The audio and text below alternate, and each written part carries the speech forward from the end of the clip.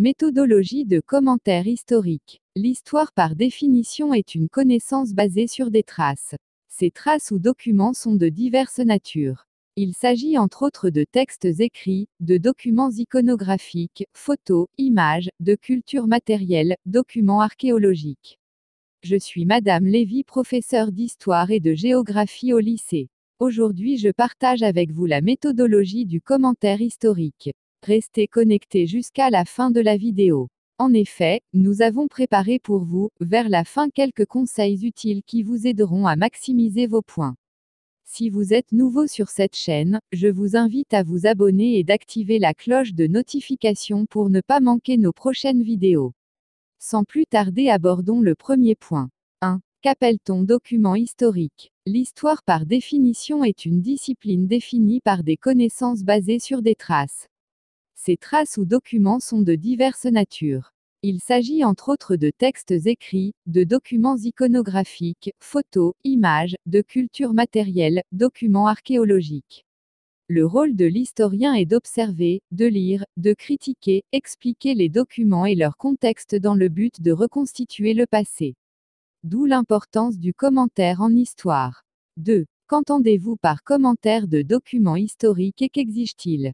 2.1. Ce que vous devez entendre par commentaire de documents historiques. Le commentaire de documents historiques est une épreuve qui vise à contrôler des connaissances, à tester une réflexion, à apprécier l'expression écrite et orale. Il est surtout un exercice de critique historique et à cet effet il est très essentiel pour la formation d'historien. 2.2. Ce que le professeur attend de votre commentaire. Le travail de commentaire comporte 3 exigences. 2.1. Expliquer. Il s'agit d'éclairer, d'apporter des éléments d'explication nécessaires à une meilleure compréhension du document à commenter. Il peut s'agir d'informations historiques, le sens d'une date, d'un événement, d'un personnage, d'un vocabulaire qui n'est accessible qu'en se plaçant dans le temps. 2.2. Critiquer. Il consiste à trier les informations contenues dans le texte pour n'en retenir que celles qui sont utiles. Pour ce faire, il faut vérifier l'information, se poser des questions sur sa cohérence, sa crédibilité, son authenticité. Hiérarchiser l'information, déterminer ce qui est essentiel, secondaire et autres. Sélectionner l'information en fonction du sujet principal du texte à commenter en tenant compte de l'intention qui se cache derrière la qualité de chaque information.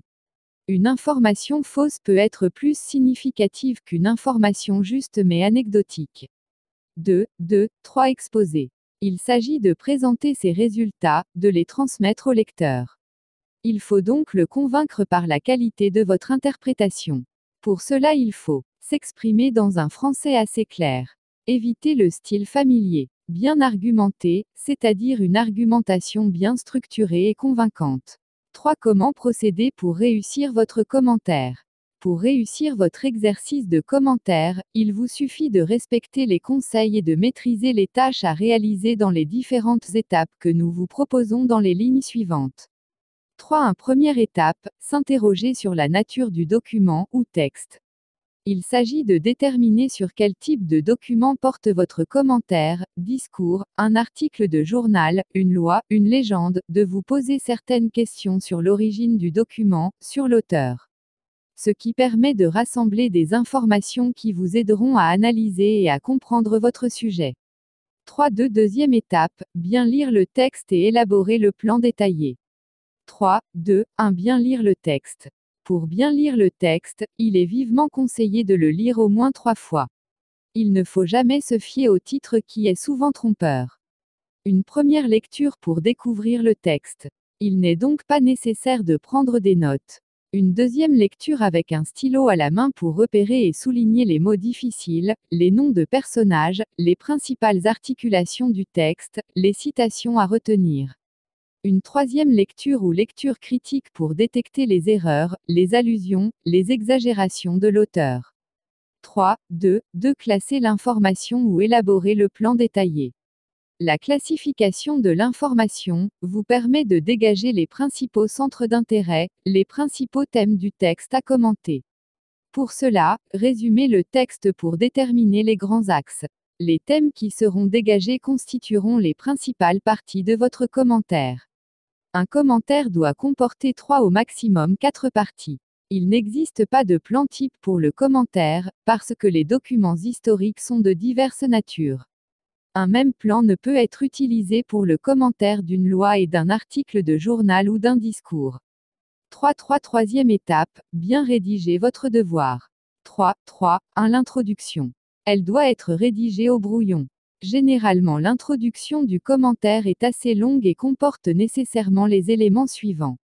Une idée générale ou phrase d'accroche. La définition de la nature du document, texte de loi, un discours, un article de presse. La définition de la date, préciser si elle est contemporaine aux événements relatés. La présentation succincte de l'auteur, fournir les informations successibles d'aider à la compréhension du texte, préciser sa fonction, sa carrière et son rôle dans l'histoire, mais éviter de faire la biographie complète de l'auteur. Le contexte historique, préciser les circonstances historiques auxquelles le document doit son origine.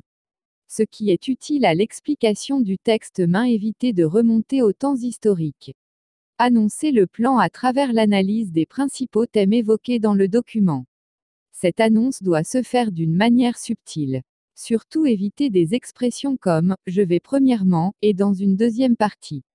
3.2. Le développement.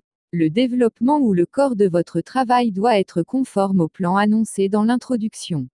Chaque grande partie annoncée doit être subdivisée en sous-parties, une idée secondaire par paragraphe, qui doit s'enchaîner. La procédure est la suivante. Indiquez d'abord l'idée étudiée. Faire référence au texte, vous pouvez le citer entre guillemets en indiquant si possible le numéro de la ligne.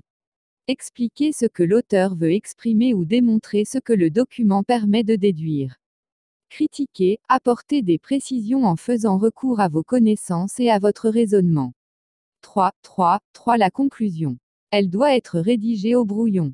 Il s'agit à ce niveau de faire le bilan de votre travail, de présenter en quelques lignes les résultats de l'étude en faisant ressortir l'intérêt historique du document, ses apports à la connaissance de certains faits, de certains personnages, de certaines mentalités ou institutions. La portée historique du document à court et à moyen terme, les conséquences lointaines ou proches que le texte a entraînées ou contribué à entraîner. La critique du document, faire ressortir ses limites, ce qui n'a pas été dit et qui devait être dit, les erreurs, déformations des faits, les omissions. Une ouverture ou perspective. 4. Quelques conseils pratiques. Il faut éviter de paraphraser le texte, pour cela il est nécessairement conseillé de respecter les différentes étapes proposées ci-dessus. Éviter le déversement des connaissances inutiles qui n'ont en réalité aucun rapport avec le document à commenter. Être très précis dans vos apports personnels. Évitez de commencer l'introduction par des expressions comme « ce texte que nous avons à commenter, ce grand discours ». Au niveau de la conclusion, évitez de se résumer, il faut absolument faire le bilan. C'est la fin de la vidéo, merci de l'avoir suivie. Si elle vous a plu, je vous recommande ma vidéo sur la méthodologie de la dissertation de philosophie. À très bientôt.